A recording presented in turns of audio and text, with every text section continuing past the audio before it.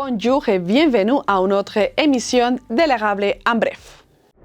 La Fédération de la UPA du Centre du Québec accueillera pour une 12e fois une délégation de productrices et producteurs agricoles africains dans le cadre du stage Viande Marché Mater, organisé par la UPA Développement International. À cette occasion, deux de ces 8 agriculteurs se réuniront sur les fermes de la MRC de l'érable, plus précisément dans la ville de Saint-Sophie de Halifax et de la ville de Plessisville. Ces stages consistent à partager expériences et échanger des questions d'agriculture, de transformation agroalimentaire et de participation citoyenne pour enrichir les connaissances de chacun et mieux réaliser les travaux agricoles dans leurs pays respectifs. Bienvenue. Et Madame Jennifer, quelle est la mission de la UPA Développement International?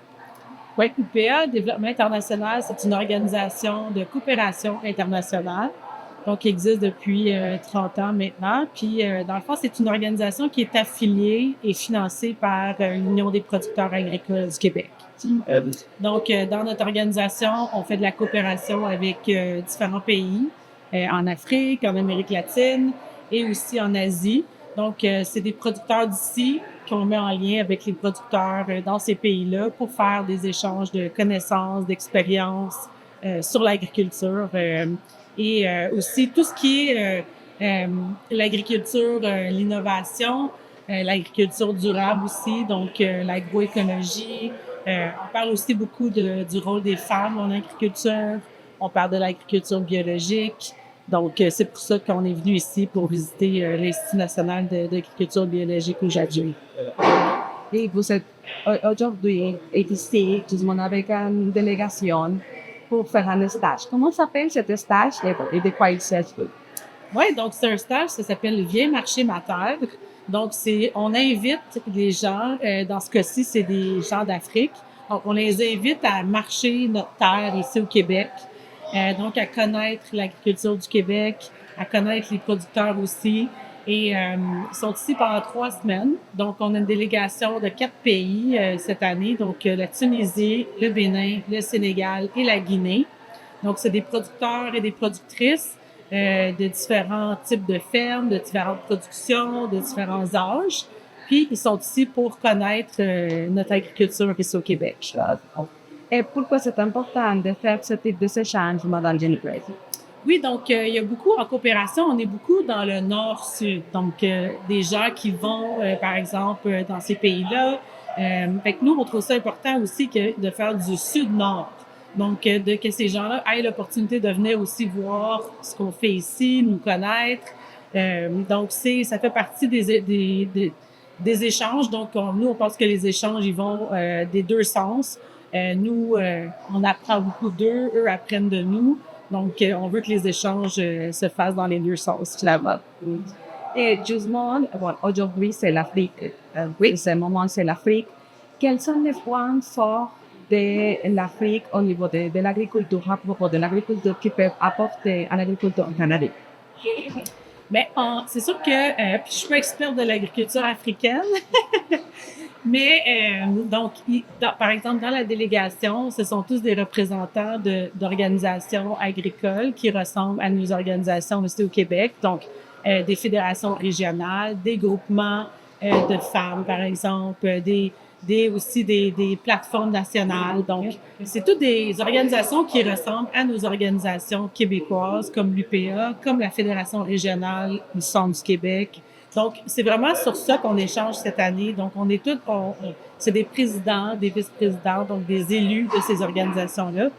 Puis, on est dans le comment. Donc, comment structurer nos filières pour qu'ils soient plus rentables? Comment organiser nos fédérations pour qu'ils soient plus démocratiques? Comment favoriser la participation des femmes dans ces instances-là? Tout ça. Donc, on est vraiment dans le comment on offre les services aux producteurs pour qu'ils puissent en vivre finalement dignement, que ce soit ici ou là-bas. Donc, on est vraiment dans ce type d'échange-là cette année. Alors, les délégués africains qui sont ici aujourd'hui, quel type d'apprentissage vont retenir après cette expérience? Bien, il y a différents types de producteurs là, dans la délégation. Donc, eux, ils ont chacun leurs intérêts.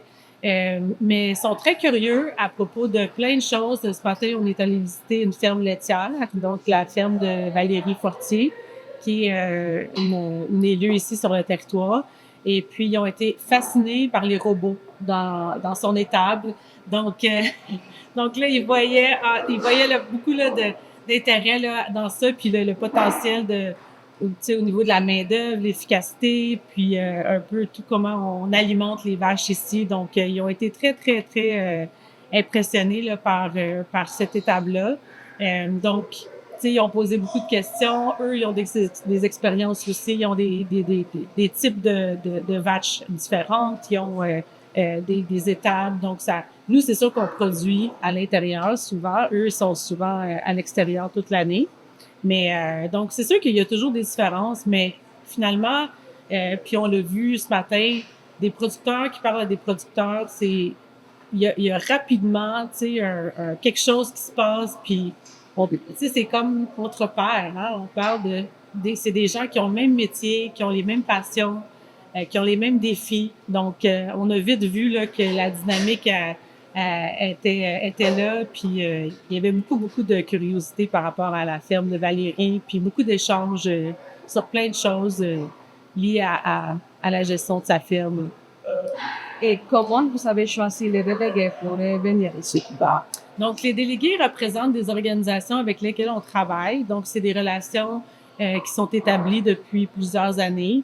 Donc, c'est des organisations agricoles dans ces pays-là qui nous ressemblent, puis avec lesquelles on fait des échanges. Donc, on leur a demandé, on leur a dit, vous êtes invités pour le mois de novembre au Québec, et puis ils nous ont proposé des personnes qui étaient prêtes à se déplacer à ce moment-là.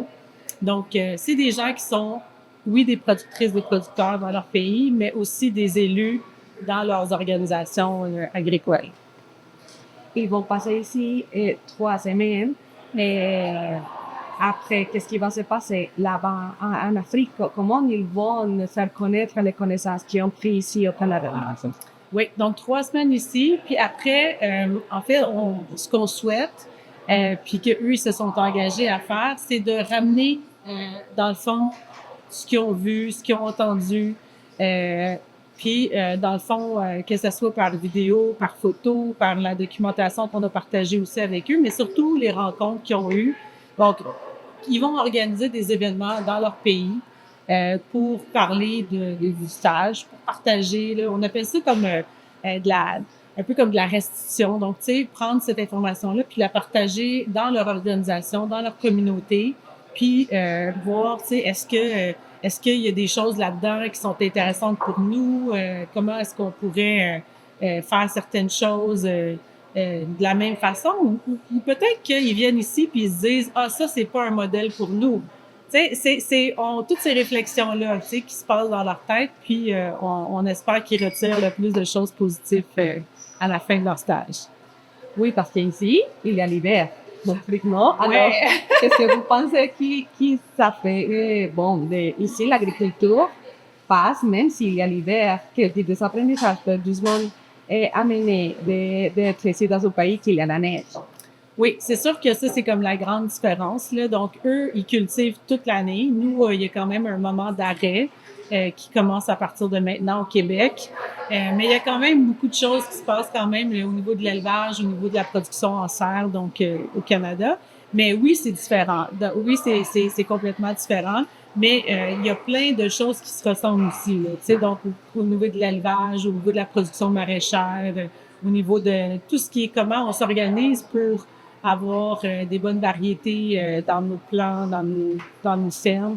Donc, c'est toutes des choses c'est partout dans le monde, hein. C'est l'agriculture, il y a quand même une base qui est là puis qui est partagée partout sur la planète. Mais oui, on vit dans différents climats, on a différents types de sols, on a accès à différentes main-d'œuvre. Donc, c'est toutes des choses qui sont différentes, mais on se rejoint sur plein de choses aussi.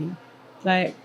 Ce sont 8 délégués, 3 semaines. Bon, comment nous soutenons financièrement ce projet pour continuer à parler d'agriculture, même si des fois c'est difficile? Oui, donc c'est Affaires mondiales Canada qui finance le programme Bien marché ma terre. Donc, c'est un programme de coopération internationale. Donc, nous, on est une organisation là, qui reçoit ce financement-là. C'est un programme sur 8 ans. Donc, on peut faire cette initiative-là à chaque année, inviter des gens, puis continuer à faire ces échanges-là. Donc, c'est vraiment un programme du gouvernement canadien qui finance entièrement ce programme. Madame Guilhem, expliquez-nous s'il vous plaît, étape par étape, comment ça va dérouler bien un marché mater ici dans la région. Eh bien, la délégation est arrivée dans la région centre du Québec le 25 novembre. Elle va être dans la région pour un peu plus d'une semaine. Donc, la délégation a été accueillie par la Fédération de l'UPA du centre du Québec à Nicolette le 25. Aujourd'hui, 26 novembre, c'est une journée de visite professionnelle. Donc, on a visité Montmarché, on a visité la ferme de Madame Valérie Fortier, la présidente des agricultrices du Québec. Nous sommes présentement à l'Institut national d'agriculture biologique où l'Institut nous présente ses programmes et ses travaux de recherche. Puis, il y a Christine Schmucki, présidente de la relève agricole, qui va venir présenter les enjeux de la relève à notre délégation. Puis, il y a M. Pierre Desrochers, président de la Société d'agriculture des Bois-Francs, qui va présenter sa société, puis la belle exposition agricole de Victoriaville. Après ça, demain, le 27 novembre, il y a 8 familles, 8 couples qui vont venir chercher nos délégués pour un séjour à la ferme de 6 jours. Donc, il y a des participants, des familles de l'érable qui participent au projet. Il y a des familles à Sainte-Sophie d'Halifax, à Plessisville, à Lourdes et à Princeville. Ils vont passer là-bas 8 jours dans chaque ferme, tout le monde. Chaque personne, chaque délégué, chaque ferme. Ils sont 6 jours à la ferme. Donc, le but, c'est une rencontre de producteur à producteur. Donc, le but, c'est de vivre ensemble la réalité agricole, partager les mêmes repas, échanger sur les réalités là, des différentes de l'agriculture des différents pays. Donc, le délégué suit son hôte. Alors, si son hôte s'occupe de ses animaux, ben le délégué fait les tâches là, avec son hôte pour prendre soin des animaux. Pour vous, pour la UPA du centre du Québec, pourquoi c'est important de faire ce type d'échange ici dans la région? Ben, c'est important pour l'ouverture, pour l'échange. C'est la deuxième fois qu'on reçoit une délégation. On a reçu une première délégation en 2018. On en reçoit une nouvelle en 2024. Puis, à la fin de la première délégation, les producteurs entre eux se rendaient compte qu'ils ont des enjeux communs. Ils ont les mêmes enjeux de vivre avec la température, ils ont les mêmes enjeux sanitaires par rapport à leurs animaux, ils ont les mêmes enjeux de mise en marché. Mais pas pour toutes les productions, mais il y a toujours le défi de vendre ces produits. Alors, est-ce que les délégués auront la possibilité d'alterner les femmes ou non? Non. Bon, tout le monde a les coordonnées de tout le monde. Donc, si les familles agricoles veulent se visiter pendant le séjour, ils sont libres à elles de le faire. Mais c'est vraiment un séjour libre. Puis, j'ai rassuré les familles agricoles pour leur dire qu'ils n'ont pas à se transformer en guide touristique. Alors, s'ils veulent faire du tourisme avec leurs délégués, ils sont bienvenus de le faire. Mais le but du séjour, c'est vraiment de vivre l'agriculture ensemble. Quels seront les apprentissages à la fin de cette expérience, Madame Guilhem, pour les délégués, oui, mais aussi pour les personnes qui reçoivent les délégués? Ben, les apprentissages, le thème de la mission de cette année, c'est l'engagement.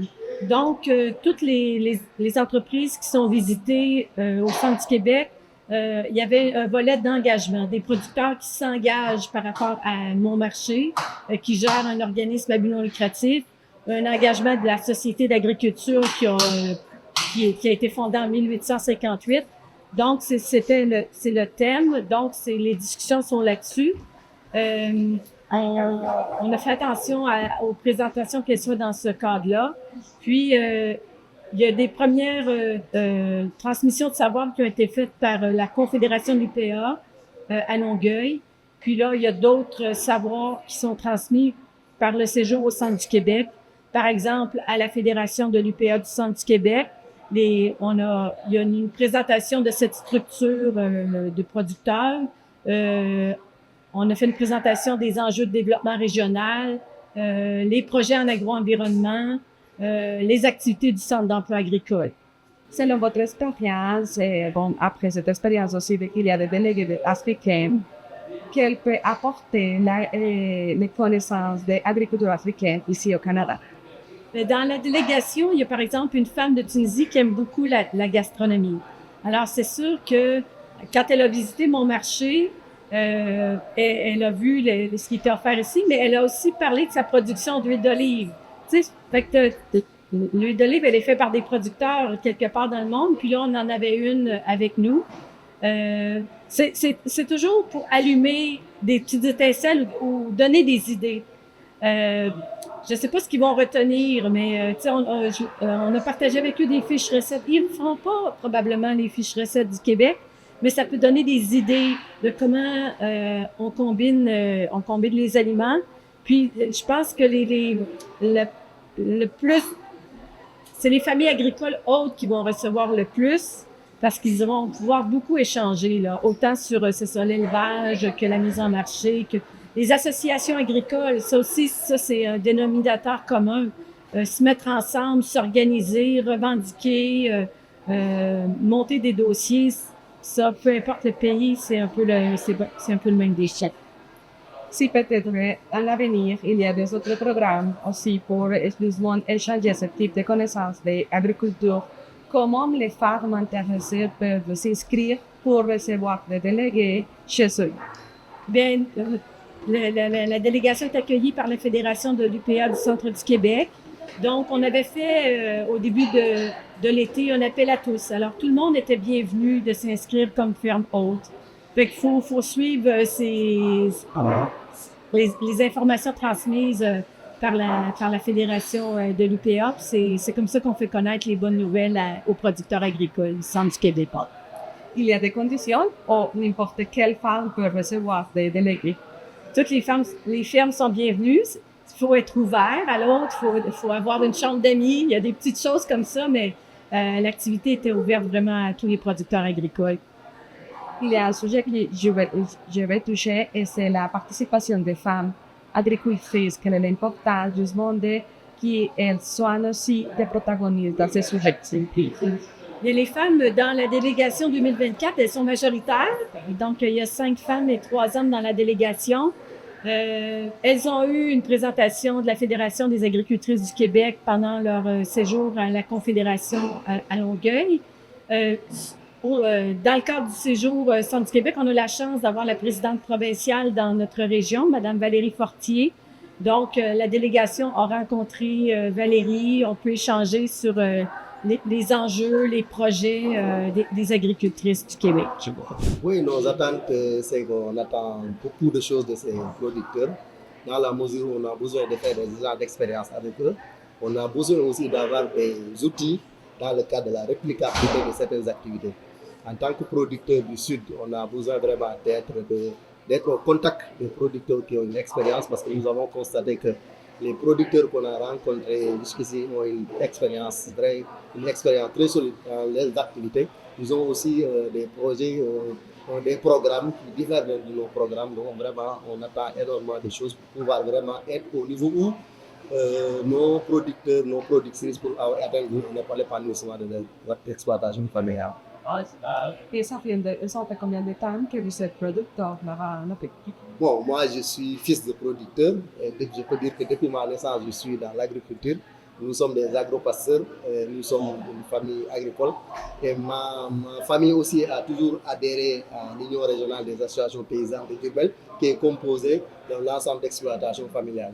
Ils sont regroupés pour créer une union pour pouvoir défendre l'intérêt des producteurs, pour pouvoir aussi participer à l'amélioration des conditions de vie des exploitations familiales.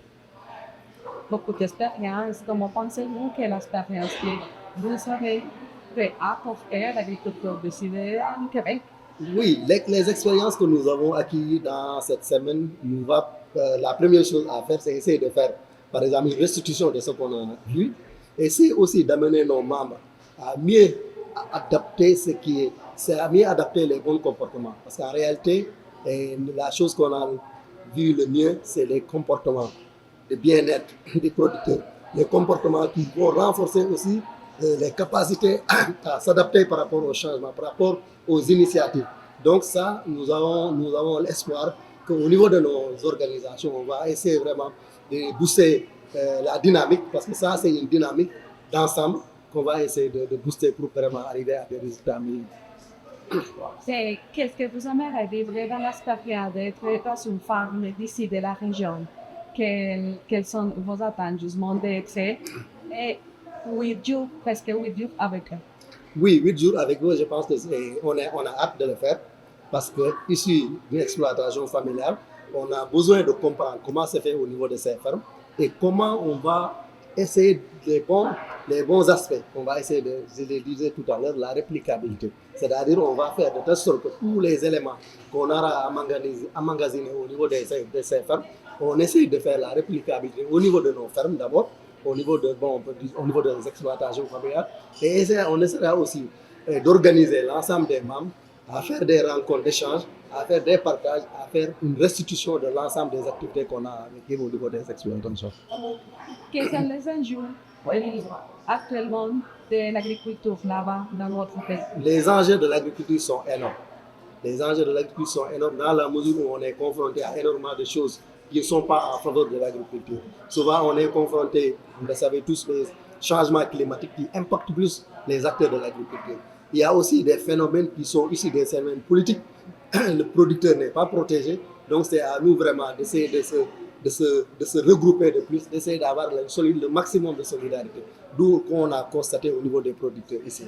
On a vu qu'il y a une solidarité, les populations accompagnent aussi l'agriculture. Donc à notre niveau, les gens essayent de faire de telle sorte que ce soit au niveau des agriculteurs, que ce soit au niveau des consommateurs et au niveau des décideurs, que les gens sachent que nous, on ne peut pas se développer sans l'agriculture et l'élevage.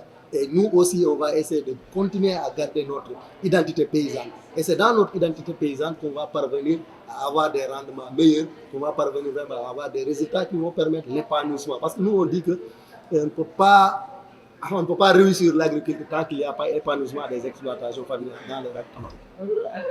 Et vous, comment voyez-vous la participation des femmes dans l'agriculture actuellement? Parce que c'est un point très important de cette stage. Vous savez, nous, chez nous, on dit que les femmes occupent un rôle très, très important dans l'agriculture. Dans une exploitation familiale, je le disais tout à l'heure, souvent, c'est les femmes et les enfants qui sont au niveau des parcelles, qui sont au niveau des fermes. Parce que souvent, les hommes, ils sont appelés à faire d'autres activités, qu'on appelle l'apport des exodants. Dans une exploitation, souvent, c'est la femme qui tourne autour de l'activité, c'est la femme qui accompagne les enfants. Donc, nous savons que la femme occupe un rôle très important. Nous, au niveau de notre union, nous sommes à 60% de femmes. On a des femmes chefs d'exploitation, on a des femmes chefs de groupe qui sont membres de l'union. On a aussi mis en place le collège des femmes. Le collège des femmes, c'est comment encadrer les femmes à s'activer dans la transformation. Parce que quand il n'y a pas de transformation, ça va poser problème. Et chez nous, c'est les femmes qui sont dans l'activité de transformation. Donc, nous savons que les femmes occupent un rôle très, très essentiel dans le cadre de l'agriculture. Mais Eliman, justement pour terminer, quelle importance à l'autonomie alimentaire? Parce qu'on dit toujours qu'il y a des gros magasins, mais pourquoi c'est important de continuer à conserver ce sujet? Oui, par exemple, une exploitation familiale, si par exemple l'agriculture n'est pas vraiment bien encadrée, on ne parvient pas à être autonome par rapport à certains produits. Et si on n'est pas autonome par rapport à certains produits, souvent on est menacé par des crises alimentaires où on a certains de nos États où il y a à subir ces événements. Donc aujourd'hui, l'essentiel est de faire de telle sorte que les exploitations familiales peuvent être autonomes par rapport au rendement. C'est-à-dire notre rôle et notre objectif, c'est participer à l'augmentation des rendements agricoles qui vont asseoir une autonomie, qui vont asseoir notre survie dans l'agriculture. Ça fait combien de temps que tu es arrivé ici au Québec?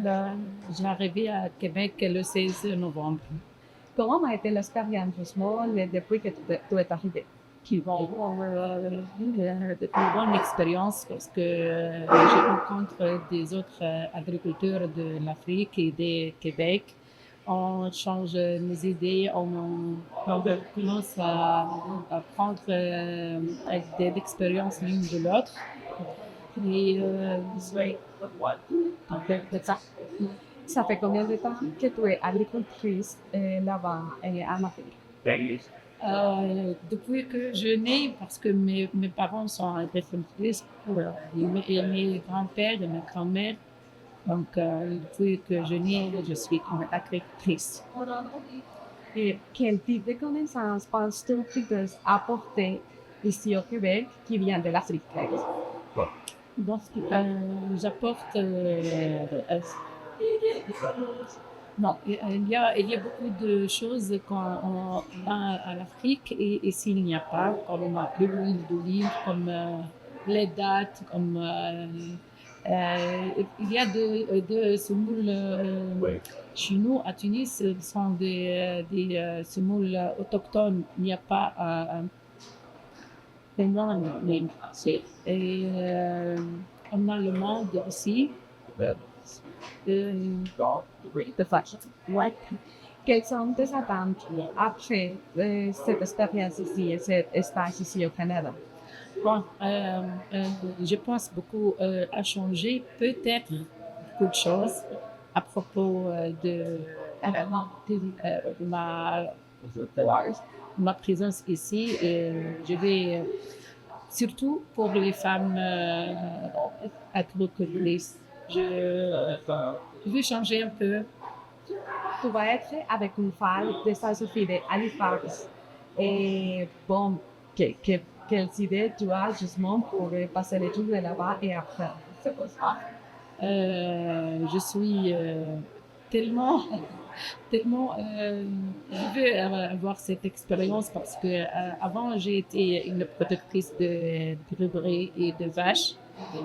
Oui, je vais avoir est-ce que comme nous on a comment ça gère ici avec les G, que quand la température est très bas, je vais voir comment on gère à la ferme.